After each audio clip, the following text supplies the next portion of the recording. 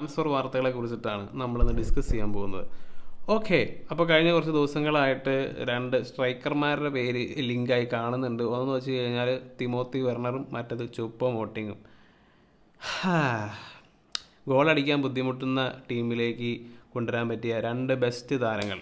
ഇവരുടെ സ്റ്റാറ്റ് ഒന്ന് നോക്കാം. ടിമോ വെർണർ ഈ സീസണിൽ 8 മത്സരങ്ങൾ കളിച്ചിട്ട് 2 ഗോളാണ് അടിച്ചിട്ടുള്ളത് RB ലൈപ്സിഗിന് വേണ്ടി.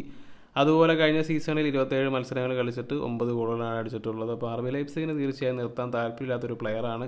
അതിന് മുമ്പ് ലൈപ്സിഗ് കളിച്ചുകൊണ്ടിരുന്ന സമയത്ത് 20-ലധികം ഗോളുകളൊക്കെ അടിച്ചു കൂട്ടിക്കൊണ്ടിരുന്ന ഒരു മനുഷ്യനാണ്. അതിനുശേഷമാണ് പിന്നെ ചെൽസിയിലേക്ക് പോയത്. അവിടെ പോയി ചാമ്പ്യൻസ് ലീഗ് വിജയിച്ചു. പക്ഷേ തിമോ മിസ് എന്ന് പറയുന്ന ഒരു വാക്ക് തന്നെ ഉണ്ടായതാണ്. അപ്പോൾ അങ്ങനെ കിട്ടുന്ന ചാൻസുകളൊക്കെ പുറത്തേക്ക് അടിച്ച് കളയുന്ന ഒരു മികച്ച ക്ലിനിക്കലായിട്ടുള്ളൊരു ഫിനീഷറെയാണ് നമ്മളായിട്ട് ലിങ്ക് ആയിട്ടുള്ളത്. ഇപ്പോൾ ഏറ്റവും കൂടുതൽ ലിങ്ക് വരുന്നത് ചുപ്പോ മോട്ടിംഗ് ആണ്. ഇപ്പോൾ സ്കൈ സ്പോർട്സിൻ്റെ ജേർണലിസ്റ്റൊക്കെ പറയുന്നുണ്ട് ചുപ്പോ മോട്ടിംഗ് ആയിരിക്കും കൂടുതൽ സാധ്യത എന്ന് പറയുന്നുണ്ട്. ചുപ്പോ മോട്ടിങ്ങിൻ്റെ സ്റ്റാറ്റ് നോക്കാം. 14 മത്സരങ്ങളിൽ അദ്ദേഹം ഈ സീസണിൽ 2 ഗോളാണ് അടിച്ചിട്ടുള്ളത്. അപ്പോൾ അങ്ങനെ വീണ്ടും മുർട്ടോ മാഡ്നസ്. ഇത് ഒരു മാറ്റമില്ലല്ലോ എന്ന് പറയുന്ന പോലെയാണ്. ഈ മൊർട്ടോനൊന്നും പുറത്താക്കാൻ സമയമായിട്ടില്ല. ഇപ്പോഴും പഴയ രീതിയിലുള്ള സൈനിങ്സ് ഒക്കെ ആണല്ലോ. റാഡ്ക്ലിഫ് ഇപ്പോൾ കഴിഞ്ഞ ദിവസം വന്ന വാർത്ത എന്ന് വെച്ച് കഴിഞ്ഞാൽ റാഡ്ക്ലിഫ് അദ്ദേഹം സ്റ്റാഫ് മീറ്റിങ്ങും കാര്യങ്ങളൊക്കെ നടത്തുകയാണ്. ഇപ്പോൾ എല്ലാവരുടെ എനർജിയൊക്കെ കൊടുത്ത് ഭയങ്കരമായിട്ട് വൈറ്റലൈസ് ചെയ്തിട്ടുണ്ട് എന്നൊക്കെയാണ് പറയുന്നത്. എന്തോ പുള്ളിയുടെ പോസിറ്റീവ് PR ആയിട്ടാണ് തോന്നുന്നത്. എനിവേ, പുള്ളിക്കാരന് കുറച്ച് സമയം കൊടുക്കാം. അടുത്ത സമ്മറിൽ എന്താ ചെയ്യുന്നതെന്നുള്ളത് നോക്കാമെന്ന് മാത്രമേ ഉള്ളൂ. ഇപ്പോൾ എന്തായാലും ഈ സീസണിൻ്റെ കാര്യം പ്രത്യേകിച്ച് പറയാനൊന്നുമില്ല. ആകെ ഒരു കോമ്പറ്റീഷൻ എന്ന് പറഞ്ഞ FA കപ്പ് മാത്രമേ ഉള്ളൂ. അപ്പോൾ അത് ലക്ഷ്യം വെച്ച് കളിക്കാം എന്നുള്ളത് മാത്രമേ പറയാനുള്ളൂ. ഇപ്പോൾ എന്തായാലും മറ്റ് വന്ന ഒരു ലിങ്ക് എന്ന് വെച്ച് കഴിഞ്ഞാൽ ഓസ്കാർ സൊംബ്രാനോ, ഇക്വഡോറിയൻ മിഡ്ഫീൽഡറാണ്, 19 വയസ്സ്. പ്രത്യേകിച്ച് ഒന്നും തന്നെ എനിക്ക് ഈ പ്ലെയറിനെ കുറിച്ച് അറിയില്ല. LDC ക്വിറ്റോ എന്ന് പറയുന്ന ഒരു ടീമിന് വേണ്ടിയിട്ടാണ് കളിച്ചിട്ടുള്ളത്. അപ്പോൾ നമുക്ക് പ്രത്യേകിച്ച് ഡാറ്റയോ കാര്യങ്ങളോ ഒന്നും തന്നെ നമുക്ക് അവൈലബിൾ അല്ല. പല ക്ലബ്ബുകളുമായിട്ട് ലിങ്ക് വരുന്നുണ്ട്. ബ്രൈറ്റനായിട്ട് ലിങ്ക് ഉണ്ട്. അതുപോലെ ഒരു നെക്സ്റ്റ് മോയിസസ് കസേഡോനെ പോലെയൊക്കെയുള്ള ഒരു പ്ലെയറായിട്ടാണ് കൺസിഡർ ചെയ്യുന്നത്. അപ്പോൾ യുണൈറ്റഡിന് മിസ് ചെയ്യാൻ താല്പര്യമില്ല. അപ്പോൾ യുണൈറ്റഡ് 5.5 മില്യൺ എന്തോ ആണ് ആളുടെ റിലീസ് ക്ലോസോ മേടിക്കാനുള്ള വാല്യൂ. അപ്പോൾ അങ്ങനെ നമ്മൾ സൈൻ ചെയ്യുന്നുള്ള തരത്തിലൊക്കെ ഇങ്ങനെ ലിങ്കൊക്കെ വരുന്നുണ്ട്. പക്ഷേ അത് സത്യമാണെന്ന് തോന്നുന്നില്ല. ഈ പറയുന്ന പോലെ നമ്മളെപ്പോഴും ജൂലിയൻ അൽവാരസ് ആയിട്ട് ലിങ്ക് വന്നിട്ടുണ്ട്, മോയിസസ് കസേഡോ ആയിട്ട് ലിങ്ക് വന്നിട്ടുണ്ട്. അതിനുശേഷം പറയും ലിങ്കൊക്കെ ഫേക്കായിരുന്നു എന്ന് പറയും. സ്ഥിരം സംഭവിക്കാറുള്ളൊരു കാര്യം അതാണ്. ഇതുപോലെ ജനുവരിയിൽ അവർ രണ്ടുപേരും നമ്മുടെ ക്ലബ്ബിലേക്ക് വന്നിരുന്നെങ്കിൽ അവസ്ഥ ആലോചിച്ച് നോക്കിയത് തീർച്ചയായും നമ്മുടെ ടീം ഒത്തിരി മെച്ചപ്പെട്ടു പോയേനെ.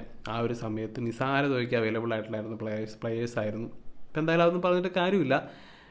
പുതിയ മാനേജ്മെൻറ്റ് അവരെന്തെങ്കിലും രീതിയിലൊക്കെ മെച്ചപ്പെടുത്തുമോ എന്നുള്ള കാര്യം മാത്രം നോക്കാം. അപ്പോൾ അതുപോലെ വന്ന മറ്റൊരു വാർത്ത എന്ന് വെച്ച് കഴിഞ്ഞാൽ ഇത് രാവിലെ എണീറ്റപ്പോൾ കണ്ടൊരു വാർത്ത എന്ന് വെച്ച് കഴിഞ്ഞാൽ സ്കൈ സ്പോർട്സിൻ്റെ ആയിരുന്നു. ആന്റണി മാർഷ്യൽ ഒരു കോൺട്രാക്ട് എക്സ്റ്റൻഷൻ കൊടുക്കാൻ പോവുകയാണ് എന്നുള്ളൊരു ഞെട്ടിക്കുന്ന വാർത്ത വന്നു. പക്ഷേ കുറച്ച് ദിവസങ്ങൾക്ക് മുമ്പ് ഡേവിഡ് ഓൺസിയും പറഞ്ഞിരുന്നു യുണൈറ്റഡിന് അതിനുള്ള താല്പര്യമൊന്നും ഇല്ല എന്നുള്ള തരത്തിൽ പറഞ്ഞിരുന്നു. അതുപോലെ അതിൻ്റെ ഇടയ്ക്ക് ടെൻ ഹാഗ് ഒരു ഇൻ്റർവ്യൂ പറഞ്ഞു എന്ന് തോന്നുന്നു, മാർഷ്യലുമായിട്ട് കോൺട്രാക്റ്റിന് ചർച്ചകളാണെന്നൊക്കെ പറഞ്ഞിട്ടിരുന്നു. ഇപ്പം എന്തായാലും മാർഷ്യലിനെ നിർത്തി കഴിഞ്ഞാൽ അത് വലിയൊരു അബദ്ധമായിരിക്കും. കാരണം ഒരു മരപ്പാടാണ്, നമുക്കറിയാവുന്നൊരു കാര്യമാണ്. 8-9 വർഷമായി പ്രത്യേകിച്ച് ഒരു ഗുണവും ഉണ്ടായിട്ടില്ല. ചില മൊമെൻറ്റുകളൊക്കെ ഉണ്ടായിട്ടുണ്ട്, ഐസ് കോൾഡ് പെർഫോമൻസുകളൊക്കെ ചില സമയത്ത് കാഴ്ചവെച്ചിട്ടുണ്ട്. പക്ഷേ ഓവറോൾ നോക്കിക്കഴിയുമ്പോൾ ഒട്ടും റിലയബിൾ അല്ലാത്ത ഒരു താരമായിരുന്നു ആന്റണി മാർഷ്യൽ. അതുപോലെ തന്നെ റാഫ വരാൻ്റെ കാര്യവും പോക്കാണെന്ന് തന്നെയാണ് തോന്നുന്നത്. കാരണം അദ്ദേഹത്തിൻ്റെ കോൺട്രാക്റ്റ് എക്സ്റ്റെൻഡ് ചെയ്യേണ്ടതെന്ന് വെച്ചു. അപ്പോൾ അതുകൊണ്ട് തന്നെ 6 മാസം മാത്രമേ സമയമുള്ളൂ. അപ്പോൾ അദ്ദേഹത്തിന് വേണമെങ്കിൽ ഇന്നൊരു ടീമായിട്ട് പ്രീ കോൺട്രാക്റ്റ് എഗ്രിമെൻറ്റിലേക്കൊക്കെ എത്താം. അപ്പോൾ അതിനിടയ്ക്ക് സൗദി ക്ലബ്ബുകളൊക്കെ ഇൻട്രസ്റ്റ് ആയിട്ട് വരുന്നുണ്ട് എന്നൊക്കെ പറയുന്നുണ്ട്. അതുപോലെ ബയൺ മ്യൂണിക്കിൻ്റെ കാര്യം ഒരിടയ്ക്ക് പറഞ്ഞിരുന്നു, പക്ഷേ ഇപ്പോൾ ഒന്നും കേൾക്കുന്നില്ല. അപ്പോൾ കിട്ടുന്ന പൈസയ്ക്ക് വിറ്റ് കഴിഞ്ഞാൽ നമുക്ക് അത്രയും പൈസ എങ്ങനെ തിരിച്ച് കിട്ടിയെന്ന് പറയാം. അത് വേറെ ആരെങ്കിലും റീഇൻവെസ്റ്റ് ചെയ്യാം. അപ്പോൾ എന്തായാലും വരാൻ്റെ കാര്യം അതങ്ങനെയാണ്. അതുപോലെ തന്നെ കഴിഞ്ഞ ദിവസം ലിങ്ക് വന്ന മറ്റൊരു താരമാണ് ഒലീസെ, ക്രിസ്റ്റൽ പാലസിൻ്റെ.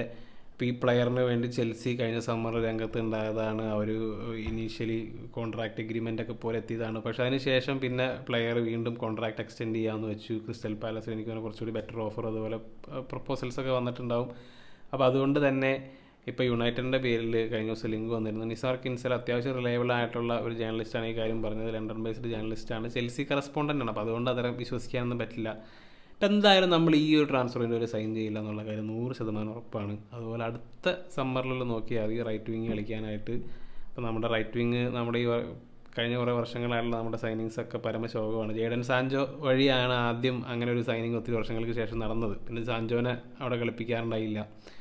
പിന്നെ അതിന് ശേഷം നമ്മളീ പറയുന്ന പോലെ അതിന് മുമ്പ് വന്ന ആൾക്കാരാണ് പെല്ലിസ്ട്രി, അമാദ്, ഇവർ രണ്ടുപേരും ആ ഭാഗത്ത് ക്ലിക്കായിട്ടില്ല. അതുപോലെ ആൻ്റണി 3-4 പ്ലെയേഴ്സായി. നമ്മുടെ ആ ഒരു ഏരിയ എന്ന് പറഞ്ഞാൽ വർഷങ്ങളായിട്ട് നമുക്ക് പ്രശ്നമുള്ളൊരു ഏരിയയാണ്.